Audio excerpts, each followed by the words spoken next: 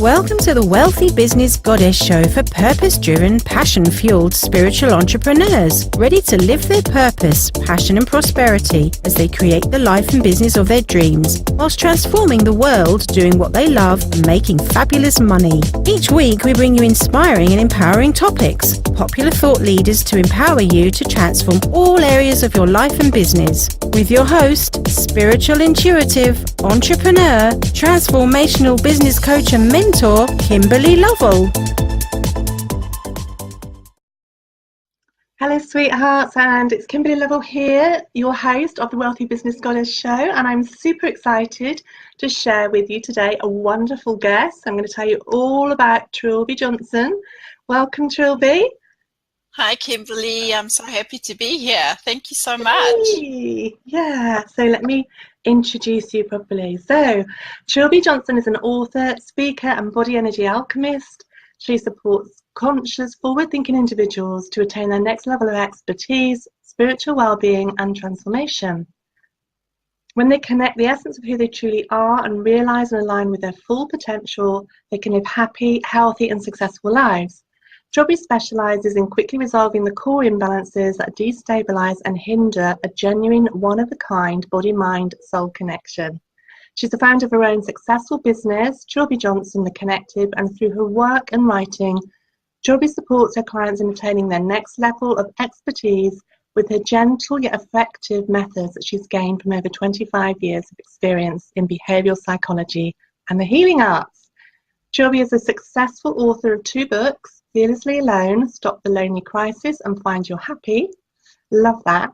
And Aha Moments, inspirational quotes to shift your thinking. She reveals in study and has completed psychology, neurolinguistic programming, Reiki, DNA activation, meta coaching, holistic massage and advanced healing techniques. And Trilby is seeking to continuously transform her own life as well as helping others. Her days are spent following her joys, which are writing, travelling, guest speaking, reading, stargazing, and enjoying her organic garden and country lifestyle. So Trilby, it's so wonderful to be able to connect with you today. We've known each other online for a little while now. Yes. But as we were saying earlier, it's just lovely to connect in person, isn't it? Absolutely. So I'm super excited. All the way. Yes. I mean, imagine UK, New Zealand, and we speak into each other. I love it's technology. Amazing. Yeah. Yeah. I'm so excited, and I'm super excited about the topic. Yeah, so am I. Okay, so we are talking about your body and how we feel about our bodies and how we can empower our bodies.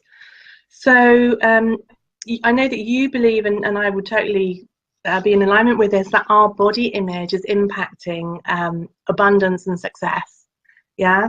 And I know a lot of the entrepreneurs that I work with have their issues around their body image and, you know, the kind of visibility issues and so forth. So I'm super excited for you to dive into this conversation and share your expertise. So why is it so important to you to, you know, how did you kind of get into this subject? Tell us a little bit of your background with it. Yeah, sure. Well, my relationship with my body has been probably one of my biggest challenges because, of course, like many women who don't fit the norm, whatever that is. I was bullied. I was called names. I've suffered abuse. So, you know, I tended to think, oh, you know, if I look different, then my life would be different. And from a very young age, I was very sensitive. At the time, I didn't realize what was happening, but I just knew what people were thinking and feeling. And I thought, oh my God, it's all me, but in a negative way. And then as I grew up, I was very depressed, late teens, and I started to have terrible migraines, and I was terribly confused. And I remember sitting one day in the bus, and I just had this epiphany that the thing I hated the most at that point in my life was my body, was actually the one thing that supported me. because it kept on feeding me this information, and I'd have these insights. And so I kind of thought, wow, what if I started loving my body instead? And, that was the beginning of a very, very long journey. And then I got into healing, and then I started to understand how energy works. I started to understand how our thoughts impact on our bodies, and of course our emotions. And it kind of, gradually grew from there. But I really, really wanted to understand. I've always been fascinated by people and the way they think. And the way things work. I really want to know, like, why do they choose or make the choices they do? And at the same time, that helped me, in self-reflection. But yeah, I found that my body was my greatest asset and my biggest friend, because, of course, this is where my intuition came from, and the human body is a multidimensional vessel. And it's fascinating. I'm just fascinated with it. And I studied the brain and the nerves. And I mean, we really, really, we have everything within us. It's right under our nose, and we don't see it, and we judge it. And our bodies just want to be free. And so what happened, the more I released my shit, the more I started to actually hear the true messages coming through. And I think, like many people, for many years of my life, I did not listen to that little voice. And then as time went by, I really started to notice that I better listen to that little voice, because it would save me a lot of heartache, disappointment. And I think the biggest thing for me was it eroded at my trust, my self-trust. I got to a point in my life where I just felt I couldn't trust myself anymore, because I was not listening to the signals. And of course, as humans, my cat's coming to join us. She always comes when I'm having these talks. She likes to contribute. So you might see a tail. There you go. It's my little. So yeah, my body became my best friend, and yeah, my life changed. And I really started to become a lover of my body. And I mean, the old me is so far away now, but I really I understand what it's like to be in that place. And of course, it impacts on our health. The more we think dark and heavy thoughts, the heavier our bodies become. And, it impacts on so much. And of course, I think the key is to understand that what we're seeing out there is a reflection of what's going on within ourselves. And not to judge that, but just to, maybe tap into our knowing. So I work with people and help them to first listen to their body. I think one thing that really, really struck me when I was doing massage especially was, first of all, how different every single body is. I mean, we think, oh, humans, we've got a head, we've got arms, in anatomy, we all normally have the same things. But it was just so different, and that's when my relation deepened into the energy fields. I really started to feel the differences. And, you can often feel when people, you can feel their moods, we're picking up on this all the time. And I was watching a video the other day, I think it was from the Jovian personality type, and the founder, he was talking about the aura, and he explained it so well, because he said our aura extends almost like if we hold our arms out like this, it extends double that, and so although I'd felt that on a level, I really started to understand that, we're brushing up against each other all the time, and our bodies communicate telepathically. So telepathy is alive and well. We just often don't listen, and the mind will step in and say, "Oh no, that's not possible." But our body has the ability to tap into much wider sensory spectrum than the mind, so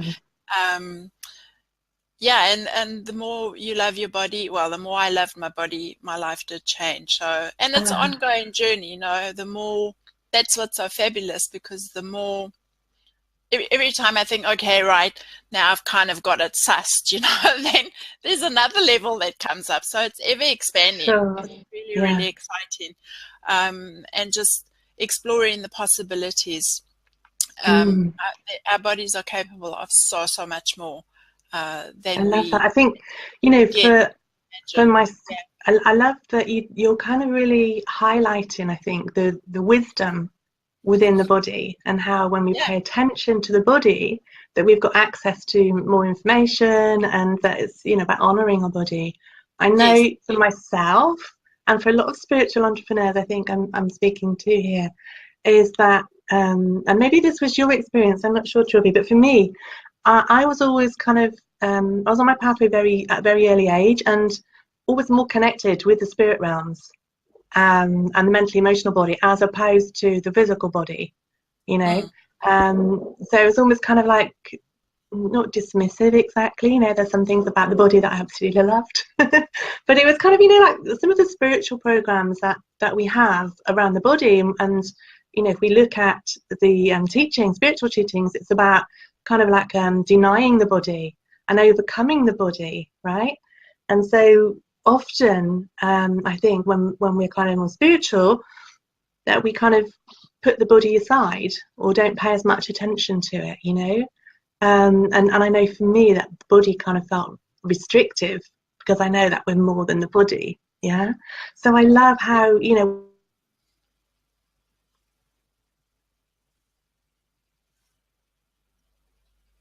if you've got an exercise that you could share that would teach people to listen to their body.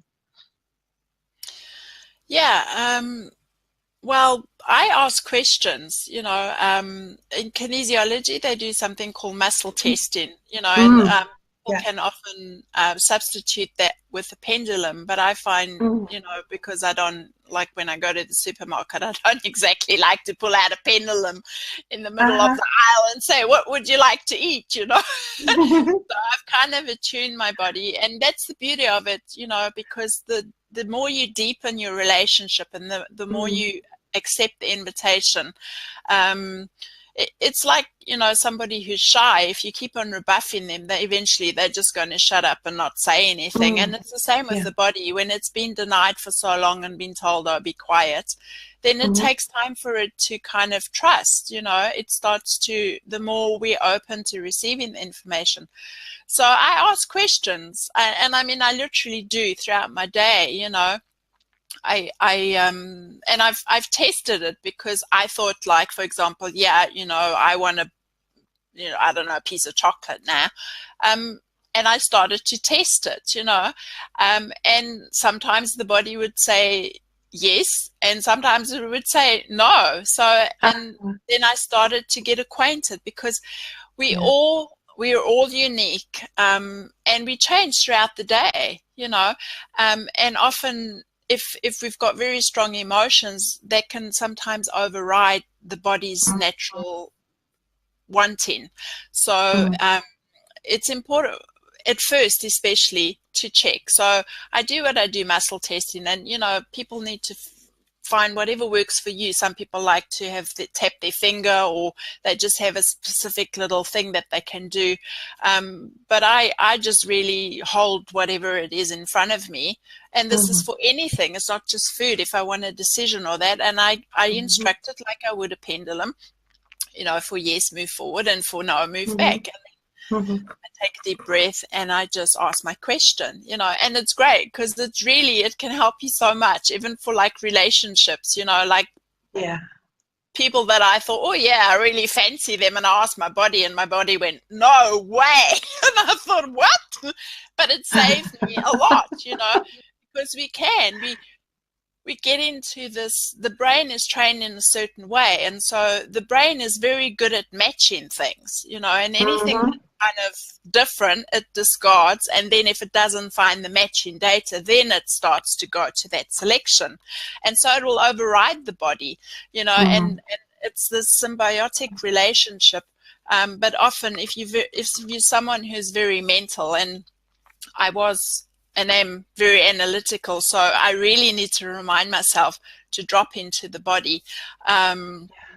So yeah, start playing, you know, and asking. I like to say to people, have you asked your body? And they say, yeah, I know, but they don't actually stop and ask. So even if you stand there and you just say, and I find saying that out loud is really effective, because you hear yourself and your body hears, you know, because we have a mental chatter. It's not the same thing as when we verbalize it. So say it out loud. I mean, people might look at you like you're crazy if you're talking in public, but you know, you can just kind of say under your breath. But just that's what I do. So it's like, you know, what would you like to eat? Or you know, and there's little signs, especially like I found with alcohol, for example. You know, sometimes you think, oh yeah, I'd like a drink, and I ask my body and it says no.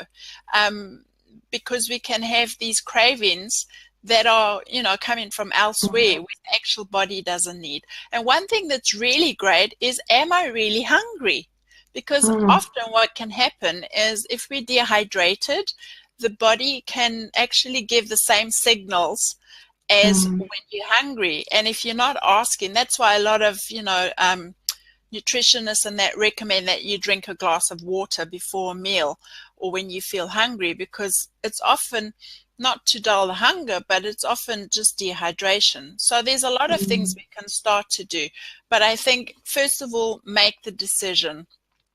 Make the choice. I'm going to listen to my body more, and even say it out loud. Start talking to yourself. I know it sounds crazy, but hey, what's crazier? Ignoring. We like crazy. Yeah. Yeah, I think you've got to be a little bit crazy to live in this world. That's my Absolutely. take. You know, and people say, oh, well, you know, you're talking to yourself. And I say, well, yeah, I'm the only one who really gives myself the right answers. So, which is true.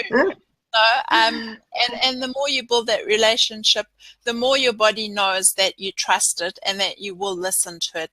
It's amazing, the information that comes through, you know. So so, and we're all different, but have fun with it, you know. It's not like, oh, now I'm going to sit down and ask my body. You know, it's make it fun, because our bodies love fun. And play of course is a great way. You know, there's so many things we can do. Pampering as well, you know, find out what feels good, bubble baths, things like that, you know. Soft candlelight, and just think the best way is to know is your body really feels good, and you can feel it, you know. And when you start to feel a bit tense, then ask, you know, what can I do to help you? Or what would you like to eat today? Or, you know, how can I make you feel more comfortable? And my experience, I mean, I can't really say how it happens, but it does. The information is there, and if we open up that little space and we allow it in, we actually start to see it. So it does take a bit of training at first. And people say, oh yeah, but how do I know? I'm sure.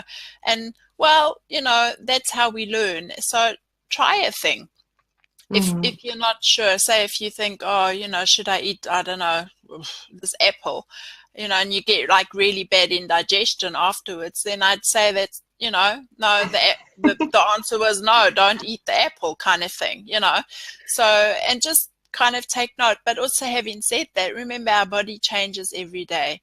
So it might not have wanted the apple yesterday, but today, yes. And I just like that, you know. It really, for me, it's about conscious living and really being present in the moment. And when I'm having that relationship with my body, you know, it helps. And I do have access to more information than if I was just listening to the program that's running in my head.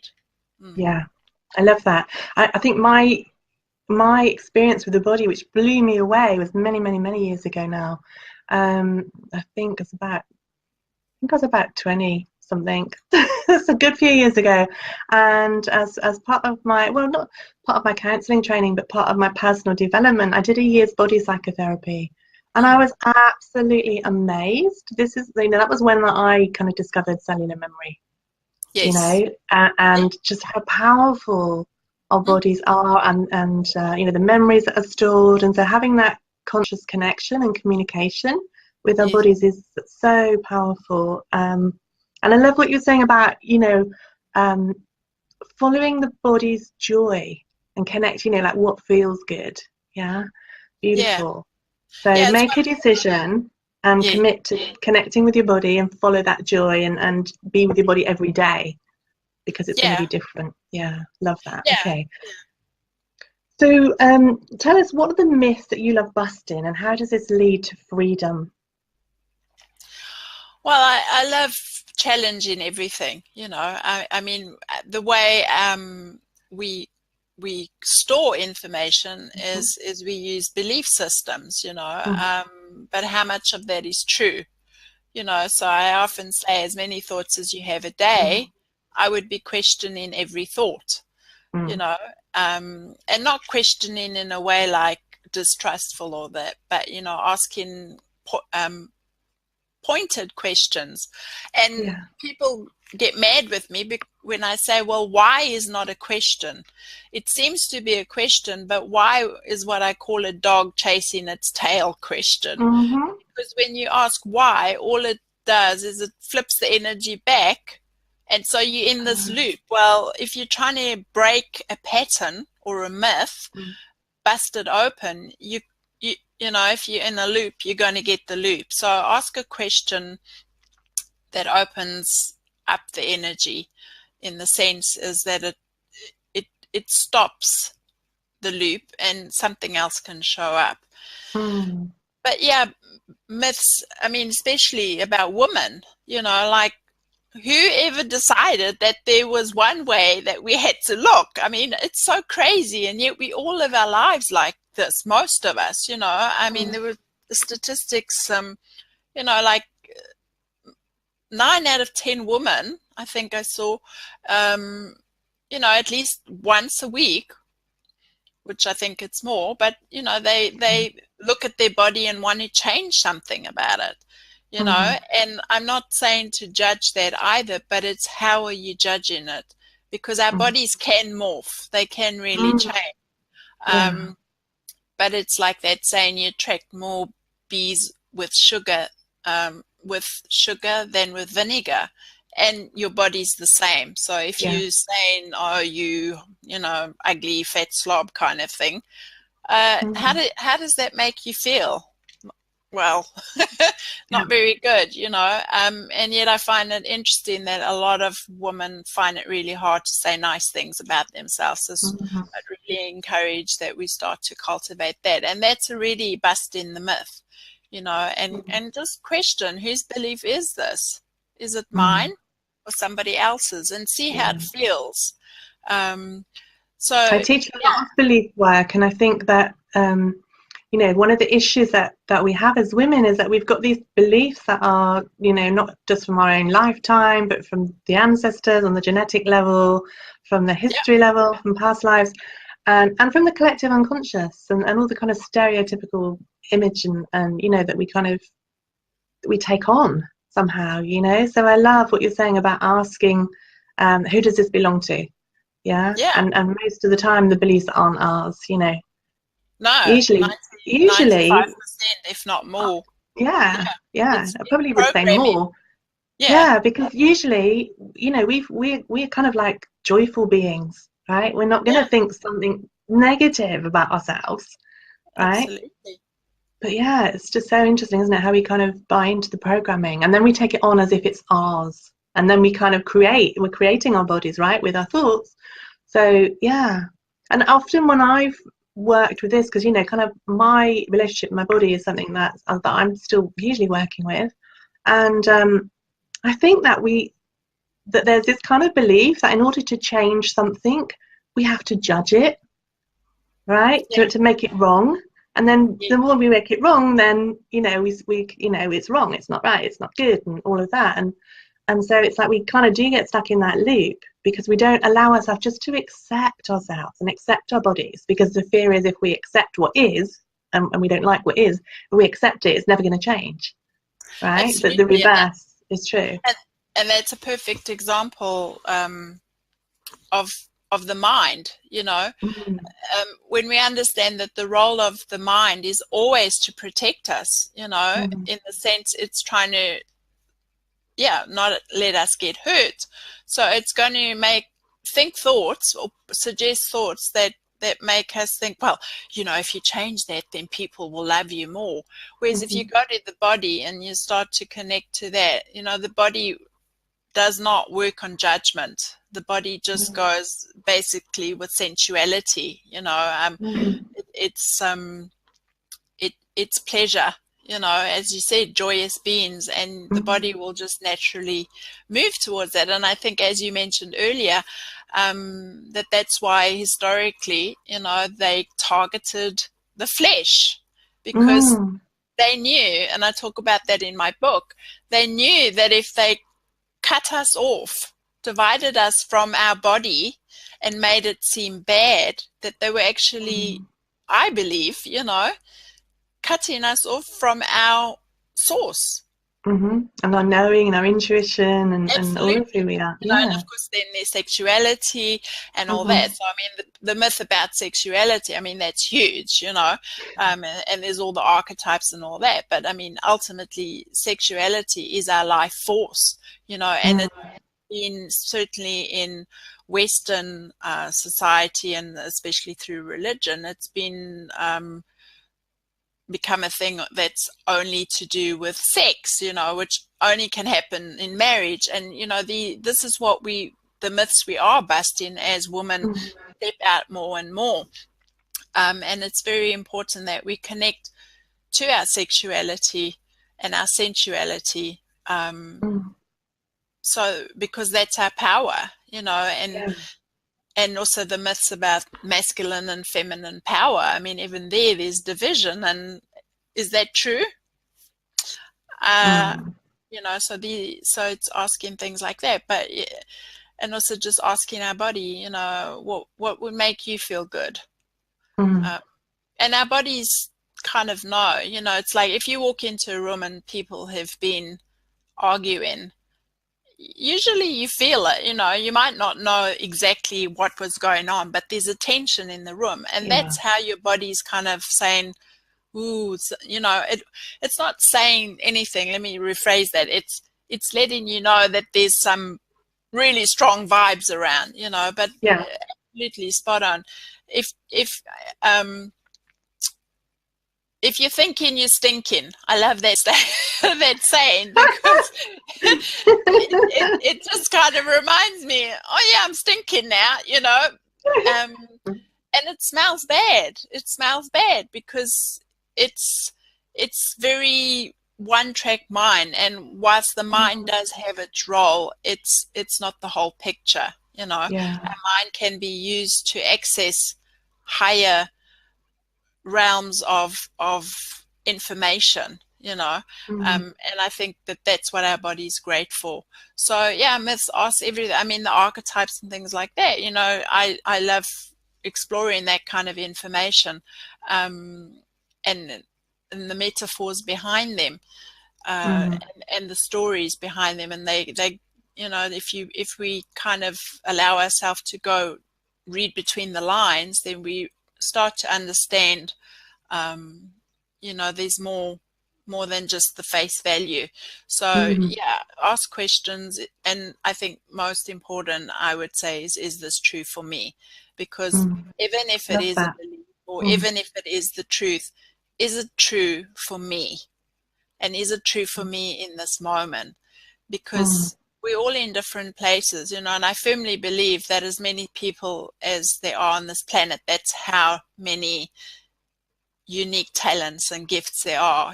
We like musical instruments, and we all can play a different tune, and that's our value. That's what it makes the world a richer place. And we've all come to play together, but we all have our specific notes. And of course that, Yeah. well, not of course, that can link into what is our soul song or soul signature. Mm-hmm.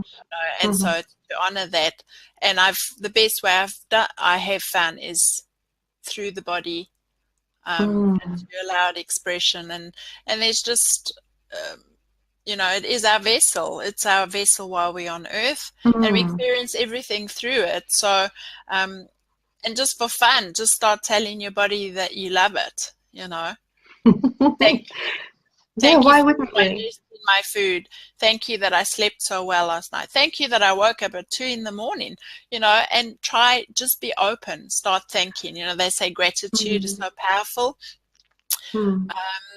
And when you start showering your body with love, it becomes a lover, and that's I think the biggest myth buster of all, Yeah. and just women, please can we stop being so harsh on other women? If you ask men what they think about a woman's body, they have a totally different mindset. And if you ask women, we've been trained in a way, and it's, if we're going to support each other, we have to stop criticizing each other. And of course, it's a reflection of our own self-criticism. I saw a program the other night. It was so beautiful because she asked him, but do you love my cellulite too? And he said, I love all of you, and because they don't, the eyes of love, they don't see cellulite. It's just the person. And yet here we are saying, oh my God, I've got cellulite and whatnot. And what is cellulite? It's stuck energy that's been held in the body, and the best remedy is love, if that's bubble baths or massages, but certainly, and of course it comes to the self-relationship. How well do you know your own body? And that's a whole nother journey of sensual exploration, Yeah, love that.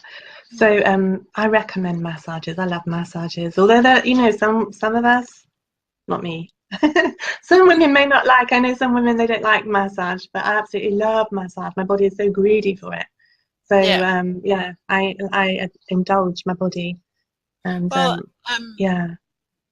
massage helped me reconnect to my body. I initially went, well, just out of curiosity, but at the time I was also having frequent, like weekly migraines. At that stage, I didn't know the association between my thoughts and emotions and my body.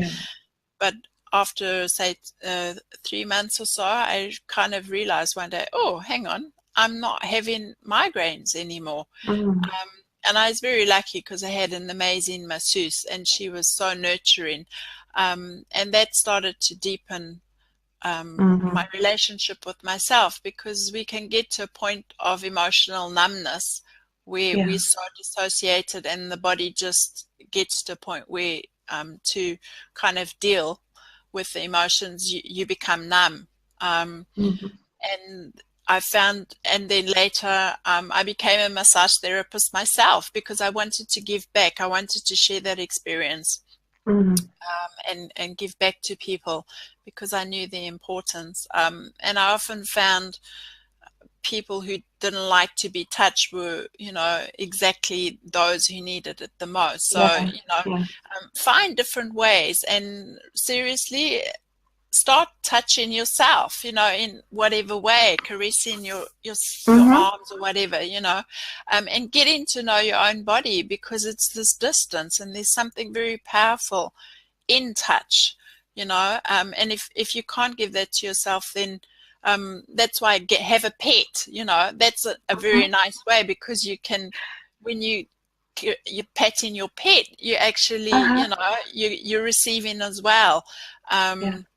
And I mean, I did not like people touching me at all. I was very like, and nowadays, because I'm more at ease, and I pay attention to what I'm feeling, I'm able to just be more open, so fear constricts us.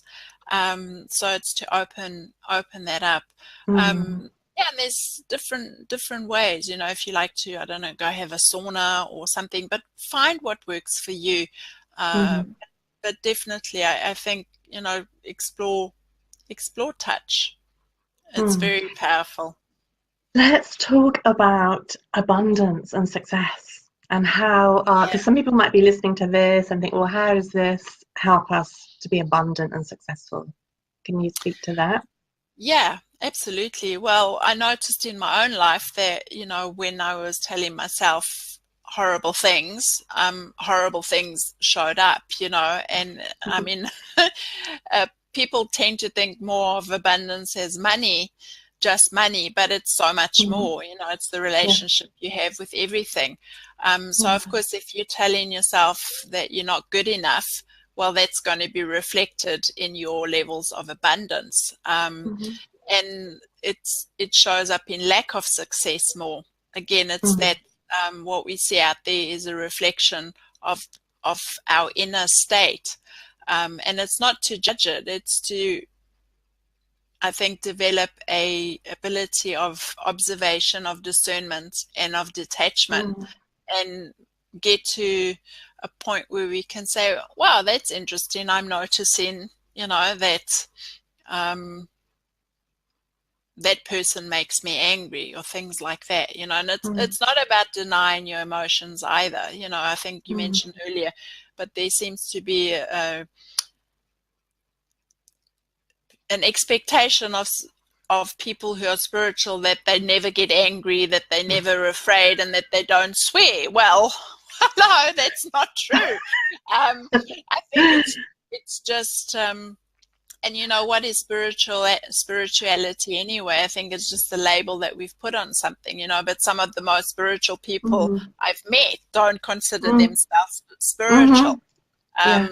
So, you know, I think we need to be aware of the labels we use, and are they creating separation, or are they Mm-hmm. Mm-hmm. inviting, you know, unison, Yeah.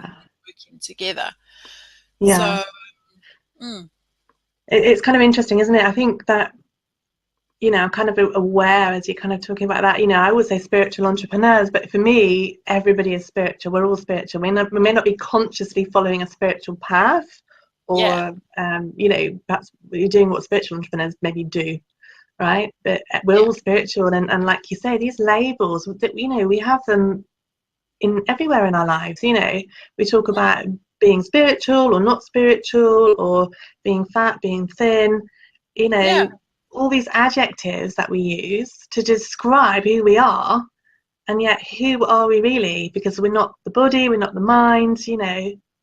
I think most people listening know that we are spiritual beings, and that we have the physical body, that we have our thoughts, but we're more than all of that. And so when we actually use these words that kind of separate us and make us different, Mm-hmm. yeah, Yeah, it's just an absolutely. interesting way for us to it's the mind, really, isn't it? The mind trying to have that kind of like running dialogue of who we are and what's going on in the world, Yeah, those thoughts.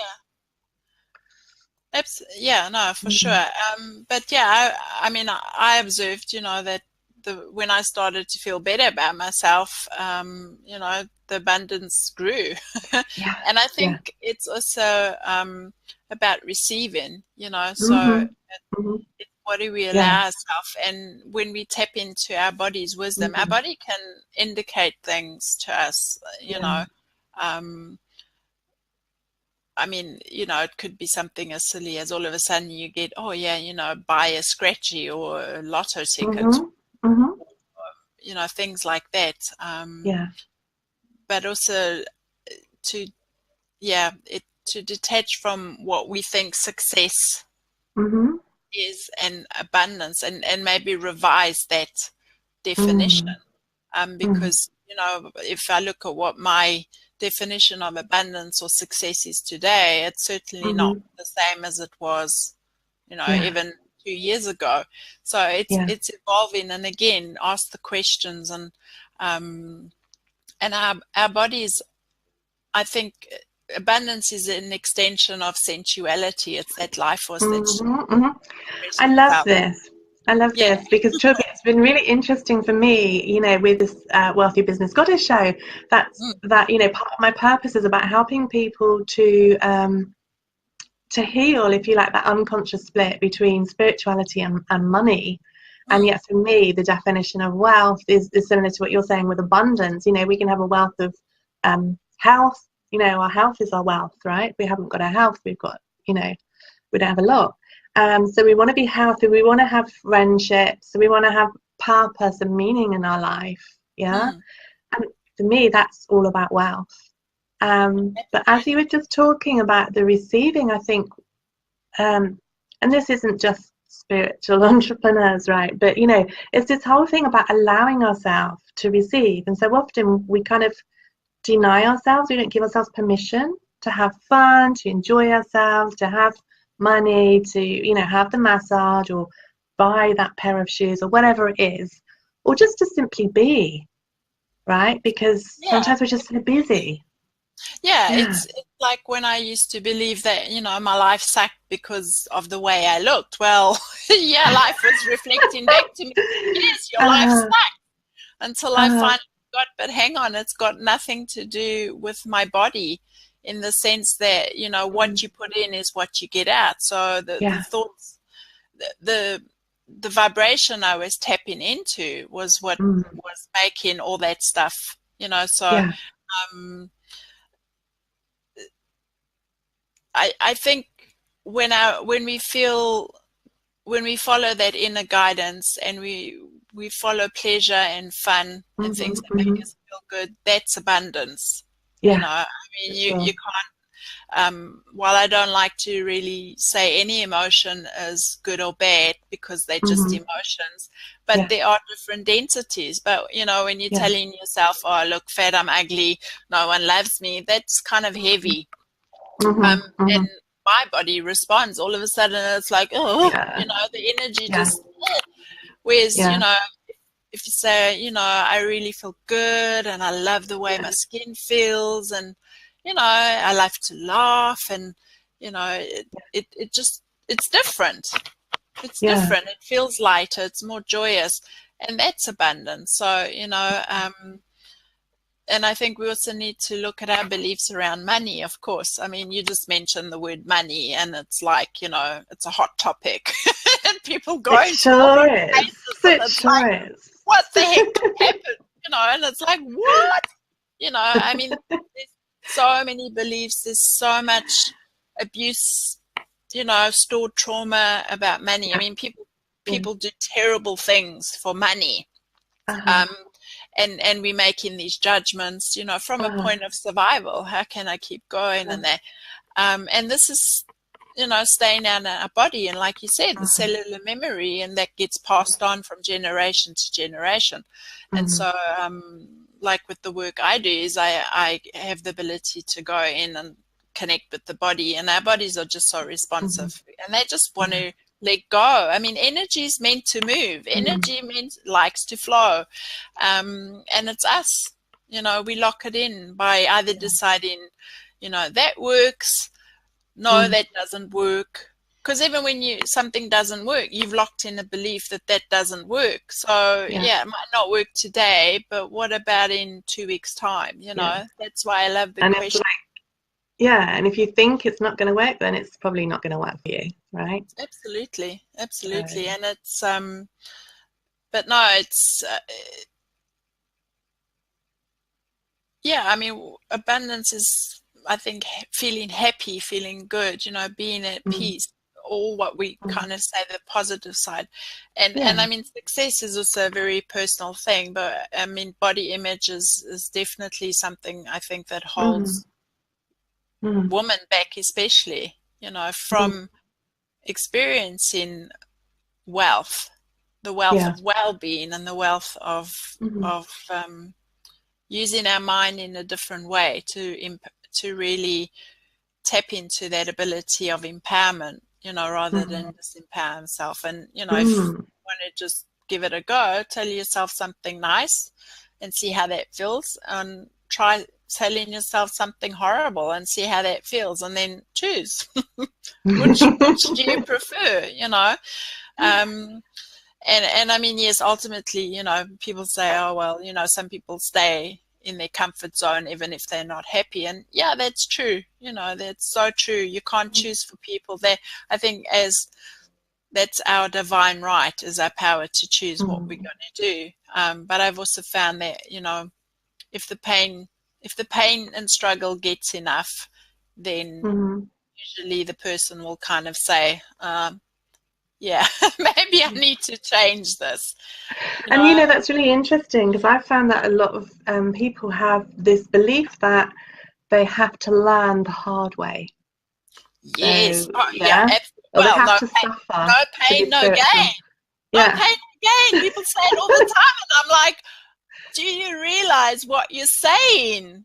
I'm like, fuck that. Exactly. Like, no way. That doesn't work for me. But I had that belief. I think I discovered it when I was in London, and I was kind of like, this is the third time I've been to London, and every time I come to London, I'm suffering. And it was like going to seminars and stuff, and it was always like hard work, and my shoes would hurt, and I'd get blisters. What's going on? Right? Yeah, well, see, I mean, that would be great to ask your body what's going on here, because what I get there is that there's a past life, something going on. Oh, yeah, there was. There was. Yeah. I think my feet were banged. Yeah. And that's often how our body will show it, is like there's these things going on, and they don't add up in this life, and then when you ask, like I just say, is this from a past lifetime? And immediately I know, and that's the thing. I think when you know something, you know it. It's like, how do you know you're in love? Well, and if someone says, well, how do you know? And you just say, I know. And everything in you knows. You can't not know something. And yet we doubt it. The mind will step in and blah, blah, blah, blah. Well, no, that's crazy, past lives or whatever. I mean, does it really matter if past lives exist or not? It's like, I just want to feel good and enjoy my life. And that's what I'm going for. And that's abundance for me, Beautiful. And when I've been just focused on feeling good, I did focus on money, and it kind of pushed it away. So I've really kind of realized that set the intention, and for me, I had to let go of control. I was, and I still am sometimes, a bit of a control freak. It comes with being a perfectionist. So I really had to just allow myself to be perfectly imperfect, and say, yeah, I'm okay with that, and the how, that's the trusting part. And I think, if you do believe in a higher power or the universal manager or whatever you call it, all my only job is to ask and then allow it to come to me. And our bodies can help us a lot in that way, yeah. Beautiful. So tell us a little bit about your book, Fearlessly Alone, Stop the Lonely Crisis and Find Your Happy. Yeah, well, that was very much, I felt compelled to write my story, because I've been alone and felt lonely most of my life. And like, I felt, oh my God, there's something wrong with me. And it's been good in a way, because I had a lot of time to introspect and study and investigate and things like that. And, as I've moved away from self-loathing into self-love, that has shifted. And so I started writing the book as my story. And then I started doing research, and I was amazed at how much research there is. And there's actually research that shows the link between loneliness and isolation and illnesses, health issues that are showing up more and more. And of course, with a larger population, baby boomers that now, which is unprecedented, predictions of people living on their own are going to be larger than ever before. But what they also found is that it's not necessarily just people who live on their own. And sometimes people who live on their own are actually happier than people who are not living on their own. So it was really fascinating. And what was my story became our story. And because I work so closely with bodies, and this is kind of what I was seeing with the clients I was working with, and the information I was getting as well, questions around autism and dementia and suicidal rates and things like that, it started to add up, but out there, or in this reality for the moment, it's still very much considered a medical issue. So that's why I wrote the book, because for me it's not. It's a body, mind, soul issue, and it's the separation that we're seeing that's starting to disintegrate. And so it's an invitation to us to get really to know ourselves and to start loving ourselves, really, really, good, bad, and ugly. And then also basically a lot of people have, for me, it was loneliness, but there can be other things for people, addiction, abusive relationships, things like that. But it's basically, how did I master my life? And so that's what I share with people. And mostly also how we've been trained, over centuries, the stories we've been told, the beliefs that we've bought into, and how we socialized in separation. And of course, you can only change what you confront. So it's more about gathering the data and then, right, what am I going to do about this, and what I did, because I have looked at it, I've been through it. So it's to help people understand, perhaps first, that it's not them. This is really how we've been trained. And yes, we do have choice, but it's also having the compassion to see where we've come from. And it is hard to shift the thinking and to start to introduce new thoughts. So fearlessly alone is that, to learn that you don't have to be lonely even when you're alone. So I also look at the difference between loneliness and being alone. And I suppose ultimately how to get to a place of where you can enjoy your solitude. Yeah, I think that was something for me that I struggled with when I was younger, a lot more. Sometimes I have that now. I think sometimes, when we are sensitive, we can maybe be a bit more reclusive. I don't know whether that resonates with you, but I know a lot of the women who are,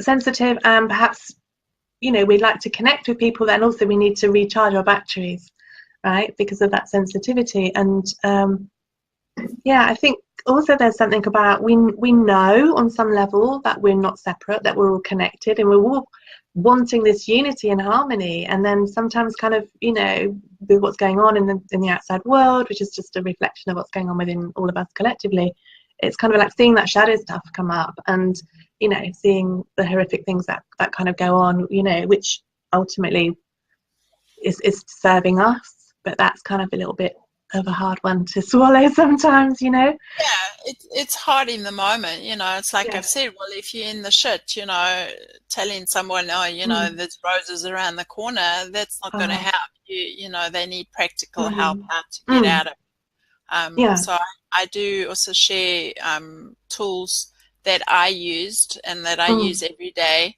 to create a mindset, to create awareness around, and to establish strong new habits that will support us, and then to understand that yes, we are alone, as in we're individuals, but a lot of the other stuff is we've been made to believe that that's wrong, and it's not wrong. It's just it's a power play. So, Yeah. divide and conquer people, Yeah. and it makes them vulnerable. And you see this reflected, a lot in the way we believe relationships have to be.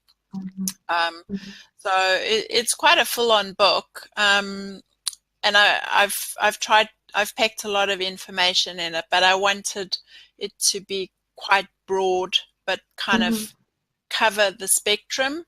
Yeah.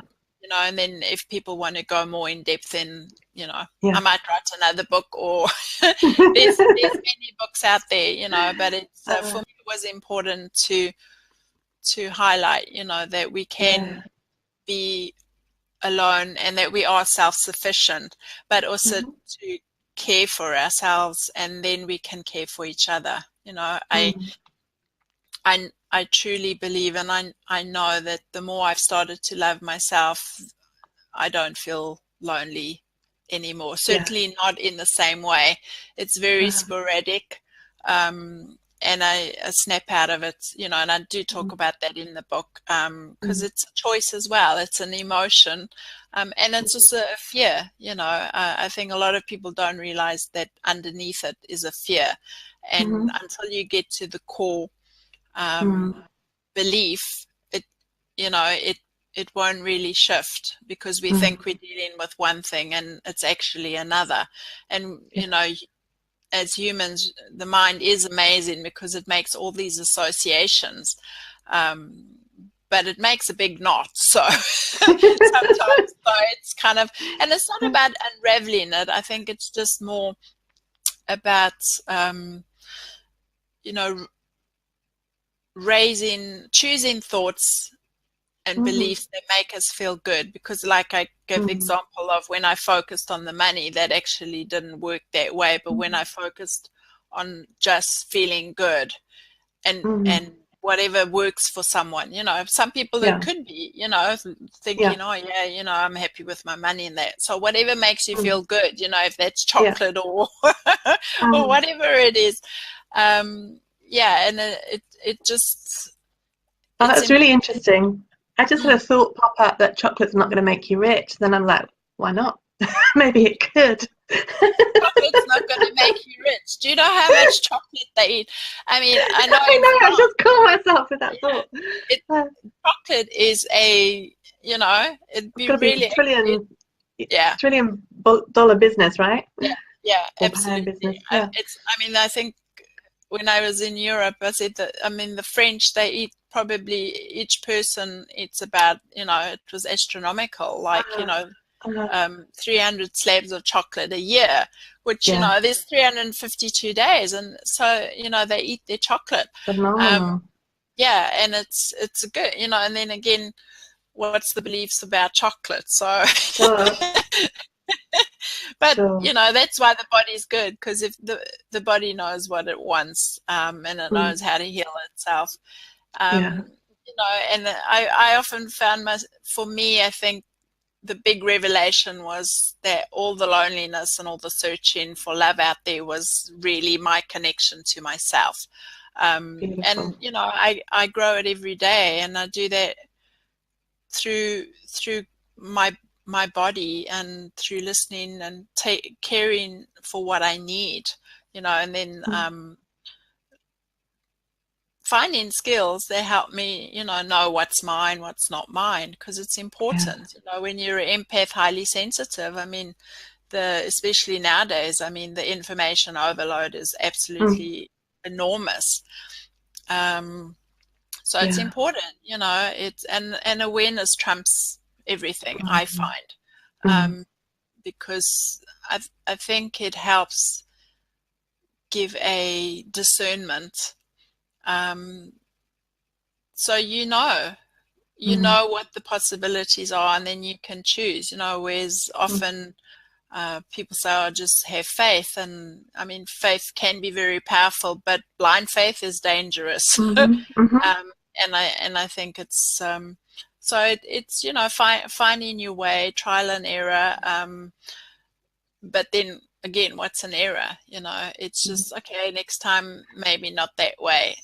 Yeah. And if you're asking questions, listening to your body, and you tuned in, to, you know, a resource that is really tuned in and tapped in and in tune, then yeah, it's everything changes. I know it's like woo-woo stuff, you know, people are thinking, oh, that doesn't make much sense. But yeah, it's hard to put into words. But yeah, it changes everything. I love, you know, we've shared so many ideas and you've shared so many fantastic tips for people to tune into their body, to kind of really focus on choice and choosing what makes them feel good. Yes. So I just wanted for you to maybe share about your free gift. So I'll give you the link for that. You can get Trilby's free gift at lovekimberly.com/breathe. And I'll let Trilby tell you all about the wonderful gift that she's got for you. Yeah, well, one of the most organic, powerful, simple, and effective tools I discovered was, believe it or not, the breath. I mean, I know, ta-da! But it's really amazing. Again, I say, you know, we have everything we need. And the breath I discovered when I was having anxiety attacks. And, you know, I was popping these pills to supposedly make me relax, but it just actually made me more anxious, you know. And it was actually interesting because I started hyperventilating and something just switched in my brain, and it's like this part of me, which I realize now was my body was saying, breathe. And I just breathed, and the only thing I could focus on was my breath. And I just went into the breath and I became the breath, and something just slipped into place. And since then, I've not had an anxiety attack again.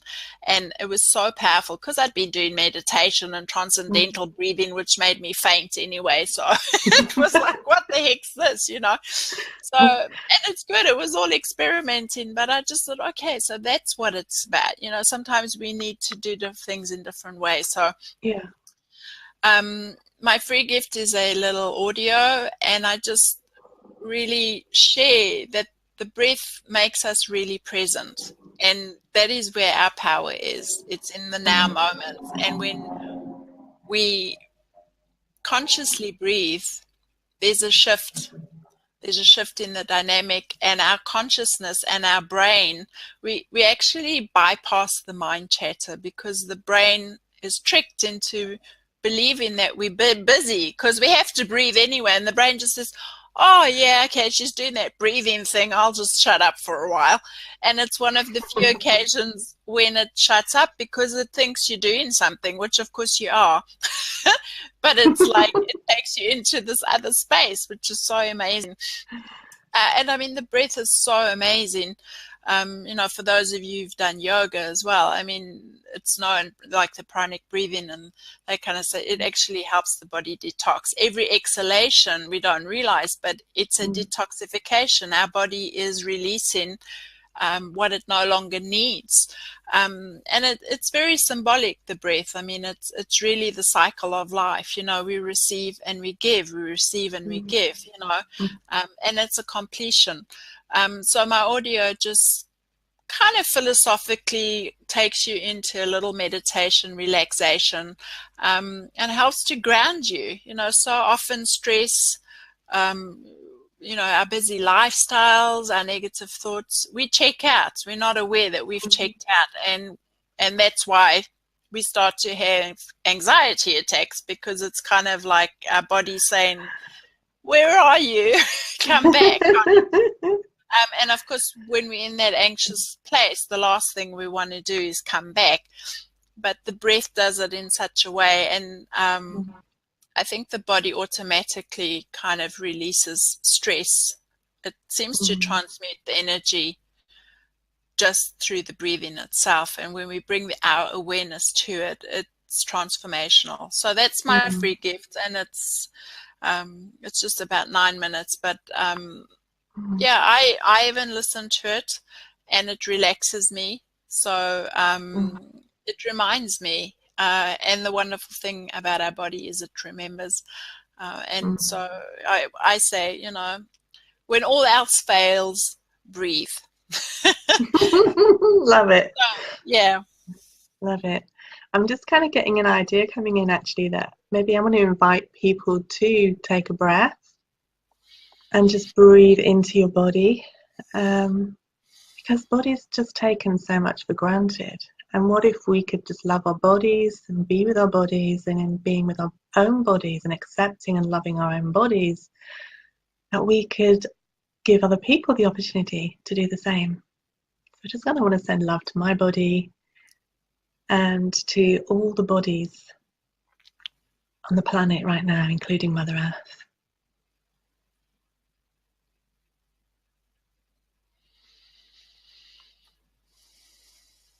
That feels peaceful. Yeah, that was lovely, Kimberly. And no wars, no. That's how it works. Yeah. Trilby, thank you so much. It's been such a joy to connect with you and to share time with you and be able to share your wisdom with the community. So I'm really grateful for you showing up and shining your light and sharing your brilliance with us. Thank you. Thank you, Kimberly. It's been an honor. So till we meet again, my darlings, much love, many blessings, and bye for now. Bye. You've been listening to the Wealthy Business Goddess Show. If you've enjoyed the show, subscribe and review our podcast. Sign up to receive your Wealthy Business Goddess resources and join us in the Wealthy Business Goddess community at www.lovekimberly.com/WBG. To find out more about how Kimberly can support you in creating the life and business of your dreams, or to watch the show via video, visit the website at www.kimberlylovell.com.